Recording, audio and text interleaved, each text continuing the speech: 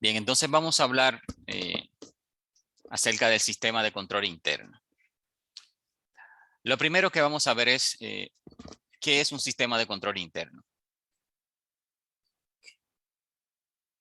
Es el conjunto de acciones, actividades, planes, políticas, normas, registros, procedimientos y métodos, incluido en el entorno y actitudes que desarrollan autoridades y su personal a cargo con el objetivo de prevenir posibles riesgos que afecten a una entidad.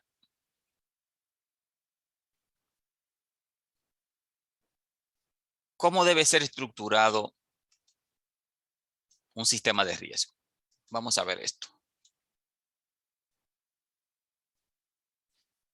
Un sistema de control interno se fundamenta en una estructura basada en 5 componentes funcionales: ambiente de control, evaluación de riesgos, actividades de control, información y comunicación, monitoreo y ambiente de control. Vamos a describir cada uno de ellos. Vamos a ver el ambiente de control. El ambiente de control define al conjunto de circunstancias que marcan el accionar de una entidad desde la perspectiva del control interno y que son, por lo tanto, ampliamente determinantes en el grado en que los principios de este último imperan sobre las conductas y los procedimientos organizacionales. Repito, el ambiente de control define el conjunto de circunstancias que marcan el accionar de una entidad desde la perspectiva del control interno y que son, por lo tanto, determinantes del grado en que los principios de este último imperan sobre las conductas y los procedimientos organizacionales. Vamos a hablar acerca de la evaluación de riesgos. ¿Qué es la evaluación de riesgo? Bueno, mis estimados estudiantes, esto consiste en la identificación y en análisis de los riesgos relevantes para la consecución de los objetivos y sirve de base para determinar cómo han de ser gestionados los riesgos.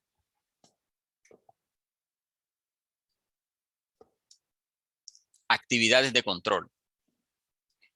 Son las políticas y los procedimientos que ayudan a asegurar que se lleven a cabo las instrucciones de la dirección de la entidad. Ayudan a asegurar que se tomen las medidas necesarias para controlar los riesgos relacionados con la consecución de los objetivos de la entidad. Información y comunicación. Se debe identificar, recopilar y comunicar información pertinente en forma y plazos establecidos que a la vez permitan cumplir a cada empleado con sus responsabilidades. Los sistemas informáticos producen informes que contienen información operativa, financiera y datos sobre el cumplimiento de las normas que permiten dirigir y controlar dicha entidad de forma adecuada.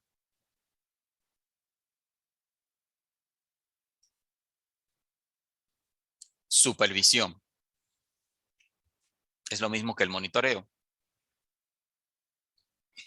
Los sistemas de control internos requieren supervisión, es decir, un proceso que comprueba que se mantiene el adecuado funcionamiento del sistema a lo largo del tiempo.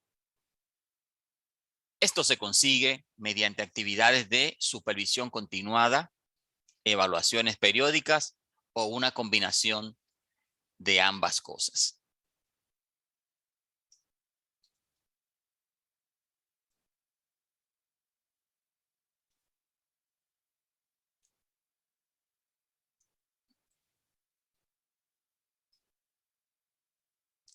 Vamos a hablar acerca del procedimiento de control.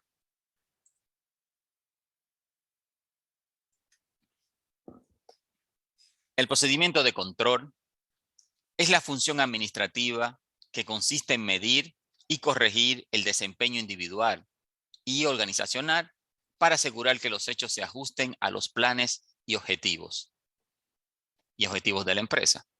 Implica medir el desempeño contra las metas y los planes. Muestra dónde existen desviaciones con los estándares y ayuda a corregirlas. En otras palabras, su objetivo es que todo se realice como lo planeado y organizado, tomando en cuenta las órdenes dadas para así identificar los errores y desvíos de dicho plan y lograr corregirlos.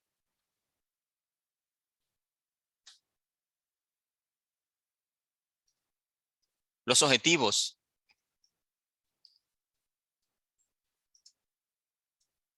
del procedimiento de control, vamos a enumerarlo. Aunque ya lo hemos destacado, el principal objetivo es que todo se realice como ha sido planeado, tomando en cuenta las órdenes dadas, ¿sí? Y así poder identificar errores y desvíos del plan y corregirlos. Los procedimientos de control están dirigidos a cumplir con los siguientes objetivos: debida autorización de transacciones y actividades, adecuada segregación de funciones y responsabilidades, diseño y uso de documentos y registros apropiados que aseguren el correcto registro de las operaciones, establecimiento de dispositivos de seguridad que protejan a los activos, verificación independientes de la actuación de otros y adecuada evaluación de las operaciones.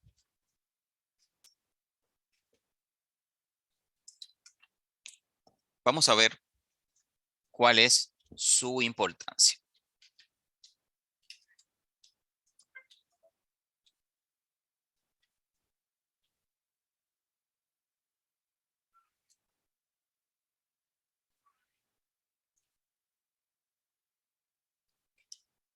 Respecto a su importancia, podemos decir que permite que las actividades y procesos en las empresas se efectúen de la mejor manera y se puedan solventar los problemas que surjan, así como obtener aprendizajes a partir de la realización de estos procesos para hacer mejoras al futuro. Vamos a hablar sobre los procesos.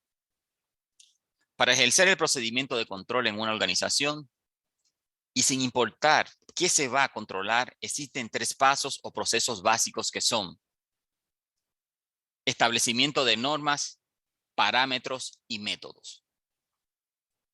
En este renglón se encuentran incluidos todos los estándares o unidades de medición que se establecen en la planificación y, por lo tanto, la cantidad de unidades a producir, la cantidad de unidades a vender, requerimientos de calidad, etc. Sin embargo, puesto que los planes varían en lo que se refiere a su grado de detalle y complejidad, y dado que por lo general los administradores no pueden vigilarlo todo, es preciso establecer normas especiales. Los objetivos bien definidos se pueden transmitir con facilidad, así como traducirlos a parámetros y métodos que se puedan usar para cuantificar el rendimiento. Entonces, establecimiento de las normas, parámetros y método, medición del desempeño o resultado obtenido, ejecución de las acciones correctivas. Bien. Vamos a hablar del punto 2 sobre la medición del desempeño y resultado obtenido. Consiste en revisar que lo establecido a través de los estándares y objetivos en el paso anterior se estén logrando como ha sido planificado. Es un proceso repetitivo, por lo que se debe evitar que pase mucho tiempo entre una medición y otra. Si los resultados corresponden a los establecidos, todo se mantiene bajo control. Vamos a hablar un poco sobre el punto 3, ejecución de las acciones correctivas. Este proceso es muy necesario, sobre todo si el desempeño no cumple con los niveles establecidos y el análisis indica que se requiere una intervención. Las medidas correctivas pueden necesitar un cambio en una o varias actividades de las operaciones de la empresa, o bien un cambio en las normas establecidas originalmente. En consecuencia, las desviaciones deben ser corregidas. Sobre las ventajas, podemos decir, permite descubrir y localizar las fallas y los errores a tiempo. Ayuda a mantener la disciplina de los subordinados que los jefes están obligados a mantener la disciplina. Permite establecer el grado de responsabilidad del personal. Dígase, aquel personal que será responsable en caso de falla o irregularidad. A través del control,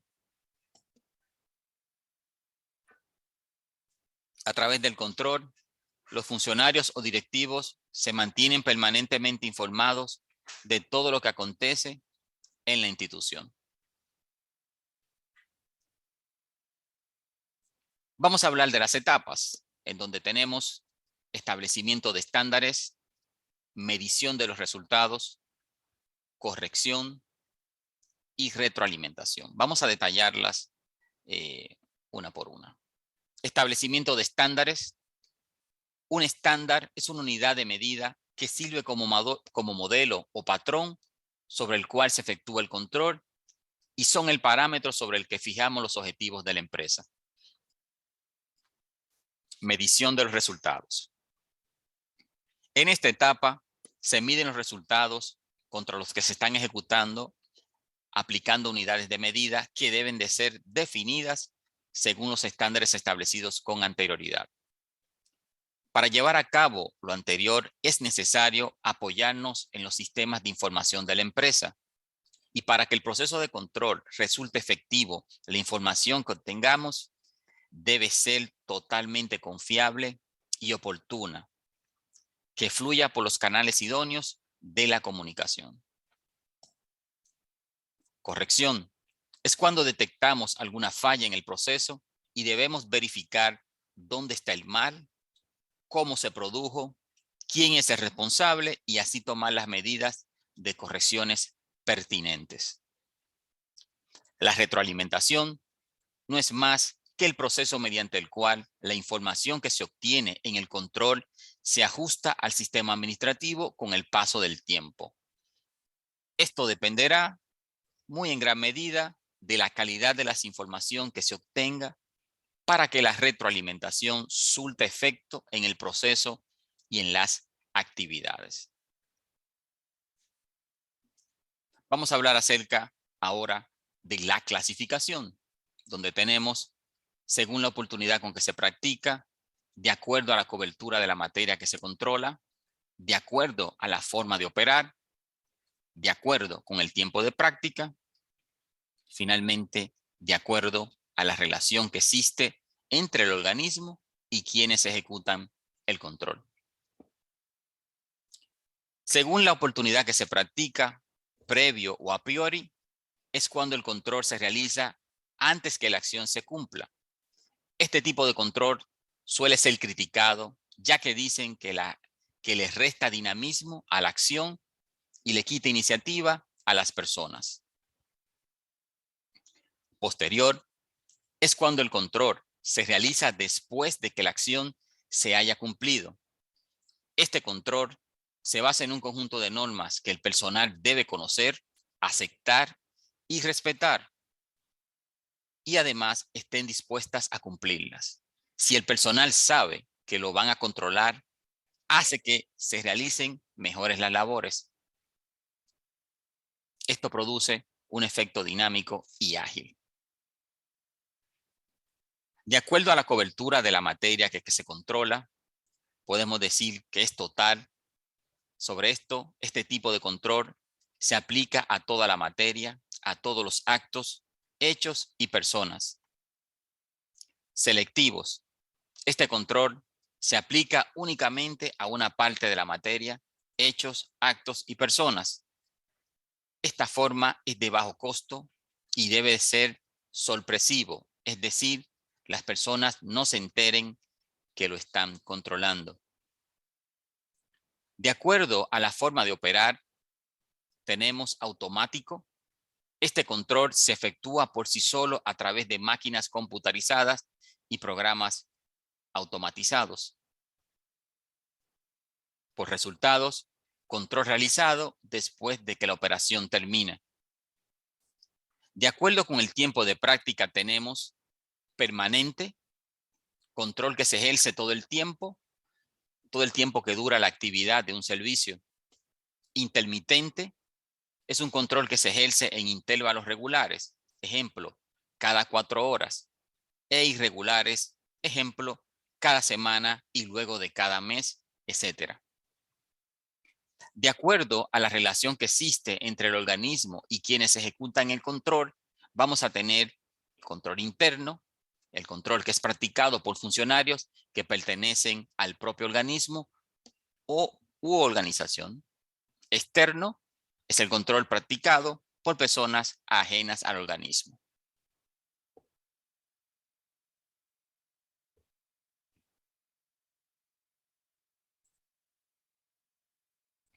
Vamos a hablar ahora de lo que es el gobierno corporativo.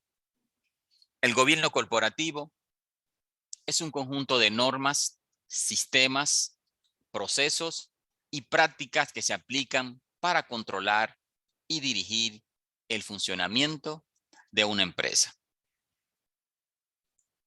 Esta puede estar formada por la asamblea de los accionistas, el consejo administrativo o junta directiva, dirección general o alta gerencia. Principales componentes del gobierno corporativo. Asamblea de accionistas.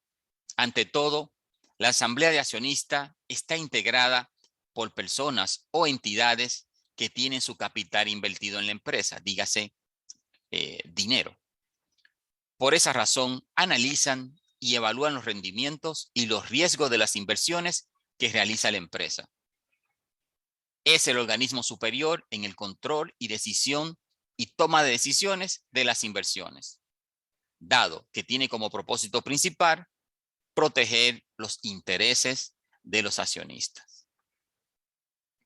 Consejo de administración o junta directiva. Por su parte, el consejo de administración se encuentra conformado por los propietarios, los inversionistas y consejeros externos de la empresa.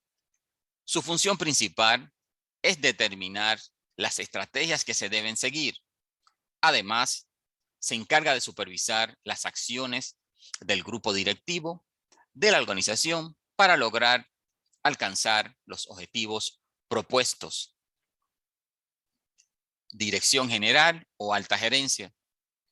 Son los encargados de la dirección general de toda la empresa o de los departamentos o subdivisiones que le integran.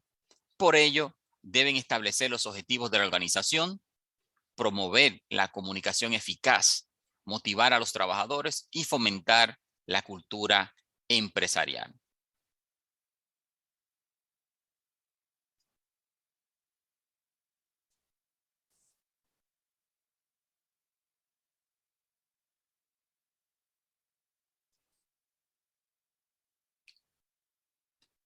Aquí vemos los objetivos del sistema de evaluación y gestión de riesgos.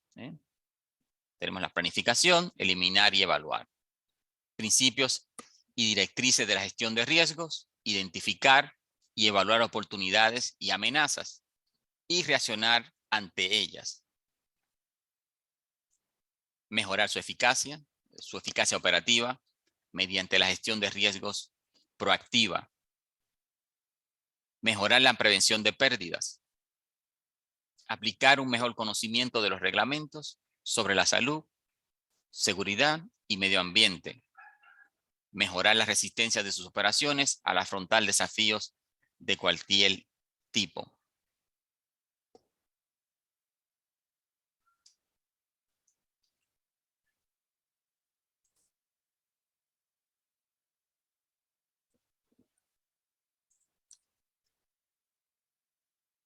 Antes de continuar, vamos a completar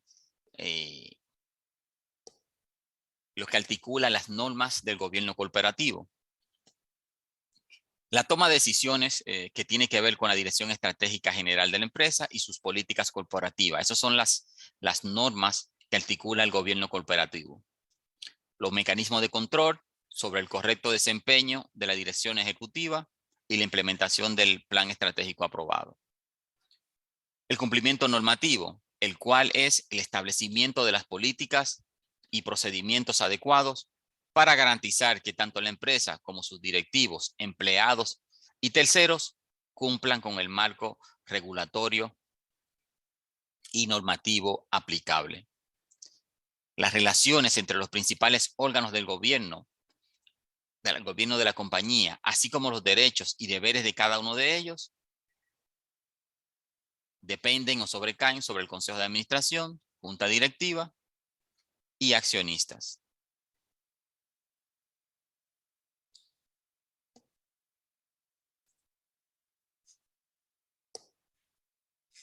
Bien, aquí están los principios y directrices que ya lo mencionamos, pero podemos decir que los principios y directrices de gestión de riesgos, o mejor conocido como ISO 31000, es un estándar de gestión de riesgos diseñado para ayudar a las organizaciones de todo tamaño, sean públicas o privadas, a gestionar eficazmente los riesgos asociados a sus operaciones.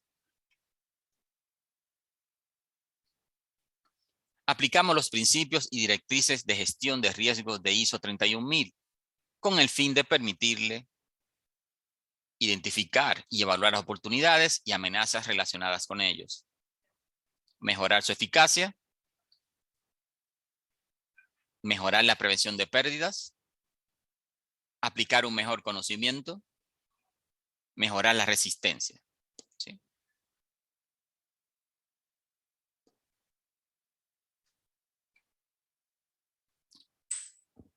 Respecto a los objetivos, tenemos eliminar, evaluar, planificar.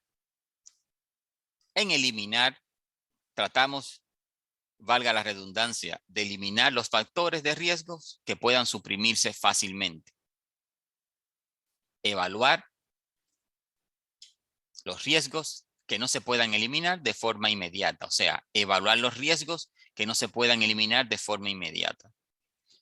Planificar las medidas que se vayan a adoptar para corregir dichos riesgos. Quiero destacar que la eliminación de los riesgos 100% no es posible. Lo que se puede lograr es mitigar los riesgos a lo más mínimo posible.